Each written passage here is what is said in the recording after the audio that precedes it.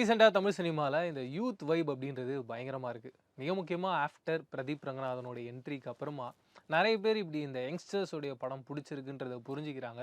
அப்படி ஒரு படங்கள் பண்ணலான்ற ஐடியாவில் தொடர்ந்து நிறைய ஹீரோஸ் புதுசாக தமிழ் சினிமாவில் உருவாகிட்டே இருக்காங்க. அப்படி இந்த வாரம் வெள்ளிக்கிழமை உதித்திருக்க ஒரு பயங்கர ஸ்ட்ராங்காக உருவாகி இருக்க ஹீரோ இல்லை, ஒரு ஸ்டார்ன்னு தான் சொல்லும்.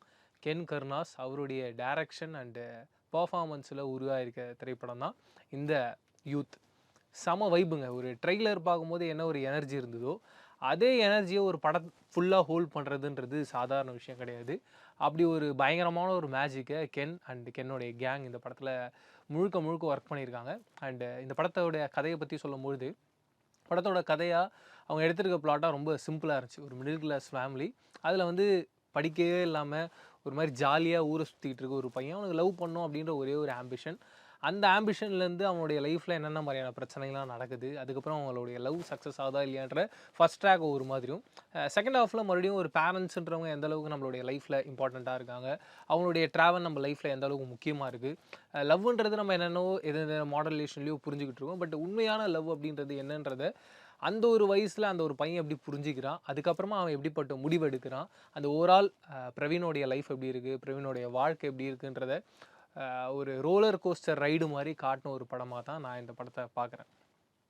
முக்கியமாக கென்னை பற்றி சொல்லி ஆகணும். ஒரு ரைட்டராகவும் சரி, டேரக்டராகவும் சரி, லிரிசிஸ்டாகவும் சரி, அவருடைய பர்ஃபார்மன்ஸும் சரி. எனக்கு வந்து நானும் சின்ன வயசில் வந்து ஒரு பயங்கரமான எஸ்டிஆரோட ஃபேனு. அவருடைய ஸ்டைலு, அவருடைய ஆட்டிடியூடு, இப்போ வரைக்கும் அந்த கையில் போடுற பேண்டெல்லாம் யூஸ் பண்ணுற ஒரு ஆள். அப்படி ஒரு ஃபேன் பாயாக இருந்தால் அவருடைய ரசிச்சிருக்கோம். அப்படி ஒரு ஃபேன் பாயாக இருக்க ஒரு பிரவீன் என்னென்னலாம் பண்ணுவான்றத இந்த கதையில் அப்படியே ரொம்ப அழகாக அந்த ஒரு கேரக்டராக மாறி கென் ஒரு பர்ஃபார்மன்ஸ் பண்ணுறாரு. அண்டு ஒரு ஹீரோவாக உருவாகிறதுன்றது சாதாரண விஷயம் கிடையாது. அந்த ஹீரோவாக உருவாகிற ஜேர்னியில் எல்லா எஃபர்ட்டும் போடுறதுன்றது இருக்குல்ல, அது ரொம்ப பெரிய விஷயம். அதுக்கு அவ்வளோ ஒரு ஸ்ட்ரென்த் ஒன்று மனசுக்குள்ளே வேணும். அது சாதாரணமாக அப்படி ஒரு மேஜிக் நடக்காது. கென்னோடைய இதயத்துக்குள்ளே அவ்வளோ பெரிய ஒரு வில் பவர் இருக்குது. எப்படியாவது நம்ம ஹீரோ ஆகணுன்ற ஒரு வெறி இருக்குது. அது எல்லாமே ஒன்றா சேர்ந்து எனக்கு இந்த படம் பார்க்கும்போது எல்லா சீன்ஸ்லேயும் அவருடைய எல்லா ஒர்க்லேயும் தெரிஞ்சுக்கிட்டே இருந்தது. அதுதான் ஒரு ஒரு வாட்டியும் அவர் ஸ்க்ரீனில் வரும்போது என்னால் என்ஜாய் பண்ண முடிஞ்சுக்கிட்டே இருந்தது. கண்டிப்பாக கென் அப்படின்றவர் அடுத்தடுத்த படங்களில் நடிக்கும்போது அவர் இருக்கார் அப்படின்றதுக்காகவே அந்த படம் ஓடும் அப்படின்ற ஒரு இடத்துக்கு ஒரு இந்த யூத்துக்கு அப்புறமா இருப்பாரோன்ற ஒரு எண்ணம் எனக்கு இந்த படம் பார்த்து முடிச்சதுக்கு அப்புறமா இருந்தது. கென்னை பற்றி நம்ம பேசியிருக்கோம். பட் அதை தாண்டி இந்த படத்தில் ஒர்க் பண்ணது ஜிவி பிரகாஷ். என்ன மாதிரியான பேக்ரவுண்ட் ஸ்கோர்ன்றீங்க? எனக்கு தெரிஞ்ச ஜிவி சார் வந்து ஒரு 100 படத்துக்கு மேலே மியூசிக் பண்ணி முடிச்சிட்டார். ஆனால் இன்னமும் அந்த யூத்தோட பல்ஸுன்னு அந்த எனர்ஜி என்னன்னு அப்படி ஒரு ஒர்க் பண்ணியிருக்காரு.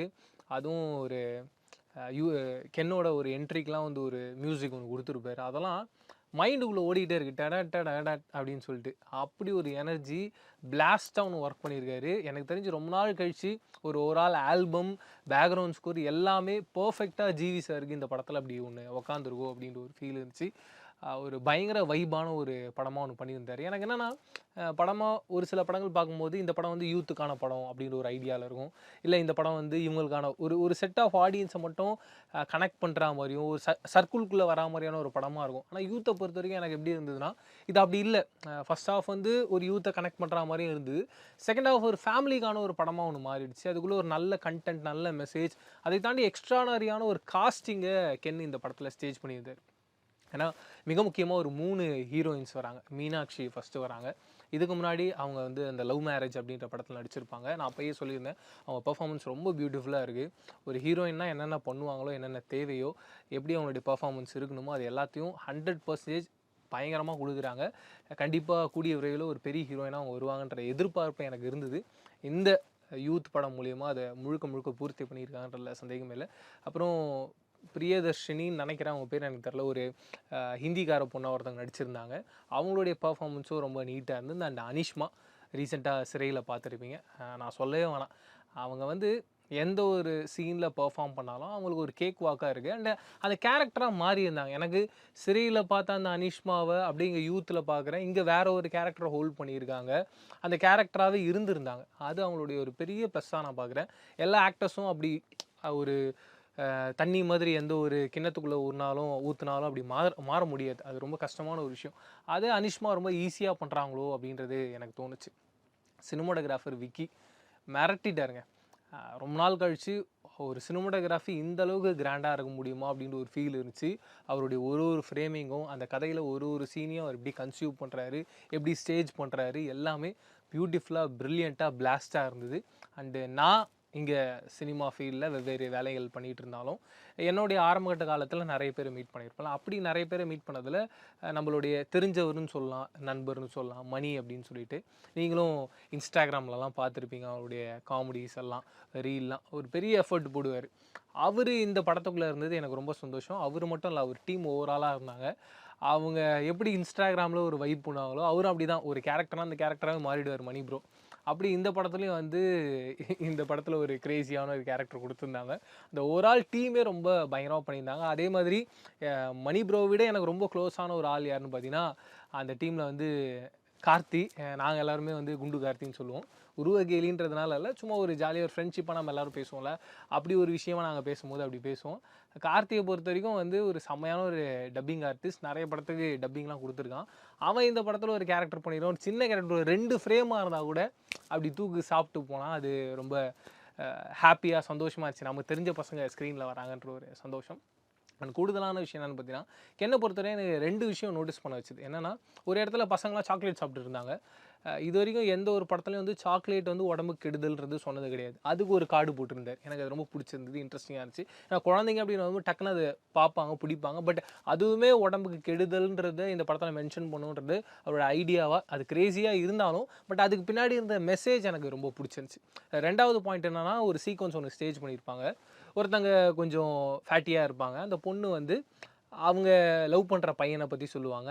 அந்த லவ் பண்ணுற பையனால் என்னென்ன நடக்க போகுது, வேற ஒரு பையன் வேற ஒரு பொண்ணு எப்படி லவ் பண்ணுறான், அந்த பொண்ணுடைய லவ்வை இவங்க எப்படி உடச்சி விடணும்னு நினைப்பாங்க அப்படின்னு ஒன்று ஸ்டேஜ் பண்ணியிருப்பாங்க. அதில் கொடுத்துருக்க சிஜி, அதில் கொடுத்துருக்க எஃபர்ட்லாம் ஆஃப்டர் லவ் டுடே எனக்கு இப்படி ஒரு சீன் பார்த்த ஒரு ஃபீல் இருந்துச்சு. லவ் டுடேல எனக்கு என்ன சீன்னா, பிரதீப் ப்ரோ வந்து ஒரு டாய்லெட்குள்ளே உட்காந்து இன்ஸ்டாகிராமில் அந்த ஹீரோயினுடைய சேட்டெல்லாம் படிச்சுட்டு இருப்பார். அப்போ வந்து அந்த சேட்டில் யார் யாரெல்லாம் பேசியிருப்பாங்களோ அந்த க்ரீன் ஸ்க்ரீனில் இந்த பக்கம் ஒரு மாதிரி வந்துக்கிட்டே இருப்பாங்க. அதில் கூட ஜிவிஎம் சாரை கிண்டல் பண்ணுற மாதிரி ஒருத்தர் வந்து நடிச்சிருப்பார். இந்த பிலிப்பில் வராரு. அப்படி ஒரு ஐடியாவை கிட்டத்தட்ட சேம் டு சேம் கிடையாது இது. ஆனால் சொல்கிறேன், அந்த மாதிரியான ஒரு ஸ்டேஜிங், அந்த மாதிரியான ஒரு சீனை கிட்டத்தட்ட ஆஃப்டர் லவ் டுடேக்கு அப்புறமா நான் இந்த படத்தில் பார்க்குறேன். அது ரொம்ப பயங்கரமான ஒரு எஃபர்ட்டாக இருந்துச்சு. அதில் கேமரா ஒர்க் பண்ணதாக இருக்கட்டும், அதில் அந்த விஎஃப்எக்ஸ் ஒர்க் பண்ணவங்களாக இருக்கட்டும், கிராஃபிக்ஸ் ஒர்க் பண்ணவங்களாக இருக்கட்டும், சவுண்ட் எஃபெக்ட்ஸாக இருக்கட்டும், எல்லாமே ஒரு ஹை கிளாஸில் இருந்துச்சு. ஒரு படம்னா ஒரு ஒரு ஃப்ரேம்லேயும் ஒரு 100% ஒர்க் பண்ணணும்னு ஒரு ஒர்க் பண்ணியிருப்பாங்க ஒரு படத்தில். அப்படி ஒரு படமாக எனக்கு இந்த படம் இருந்தது. அதை பார்க்கும்போது எனக்கு ரொம்ப சந்தோஷமாக இருந்துச்சு. டெஃபினட்டாக சொல்கிறேன், யூத்தை பொறுத்த வரைக்கும் இது வெறும் யூத்துக்கான ஒரு படமாக இல்லாமல் ஆல் சென்டர்லேயும் உட்காந்து என்ஜாய் பண்ணுற ஒரு படமாகவும், அண்ட் கண்டிப்பாக ஃபஸ்ட் ஹாஃப் பார்க்கும்போது பேரண்ட்ஸ் எந்த அளவுக்கு அதை எடுத்துப்பாங்கன்றது தெரியாது. பட் செகண்ட் ஹாஃப் கண்டிப்பாக பேரண்ட்ஸ் இந்த படத்தோட கனெக்ட் ஆகி நல்ல படத்தை கூப்பிட்டு வந்திருக்கான்ப்பா நம்ம பையனும் ஒரு பொண்ணும் அப்படின்ற ஒரு ஃபீல் இருக்கும். அண்டு கண்டிப்பாக யார் யாருக்கெல்லாம் பிரவீன் அப்படின்ற பேர் என்ன மாதிரி இருக்கோ அவங்க எல்லாருக்குமே இந்த படம் இன்னும் கொஞ்சம் க்ளோஸராகவும் நம்மளை ஏதோ ஒரு இடத்துல கனெக்ட் பண்ணுதோ, வெறும் பேராக மட்டும் இல்லாமல் நிறைய சம்பவங்களாகவும் கனெக்ட் பண்ணுதோ அப்படின்ற ஒரு ஃபீல் இந்த படத்தில் தருன்றதுல டவுட்டே கிடையாது.